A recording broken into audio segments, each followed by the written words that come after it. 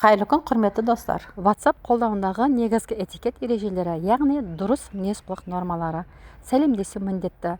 Жазба бастарда қысқа сәлем немесе қайырлы күн жазу әдептілік.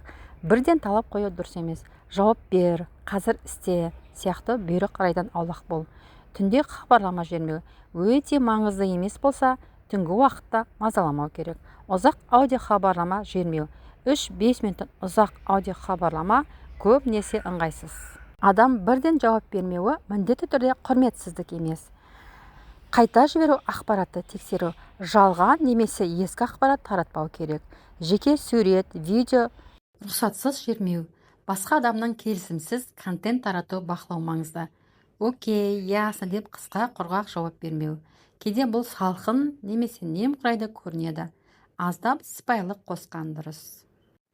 WhatsApp'та дөрекілік қалай көрінеді? Балағат сөздер қолдану, ашумен жазылған қорлау, боқтау ең ауыр дөрекілік түрі.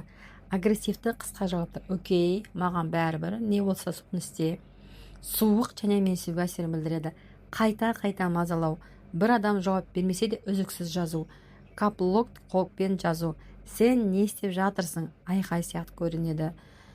Кекеттің мысқылы. Ой, сен бәрін білесің ғой.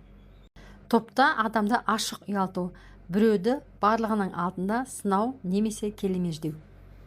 Дөрекіліктің салдары: қарым-қатынас бұзылады, адам сенімін жоғалтады, кейде блок немесе топтан шығарып жіберу болады, даудың ушығуына келеді.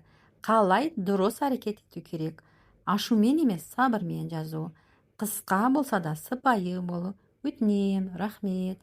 Жеке мәселені жеке чатта талқылау. Эмоциямен тонды жұмсартып қолдану.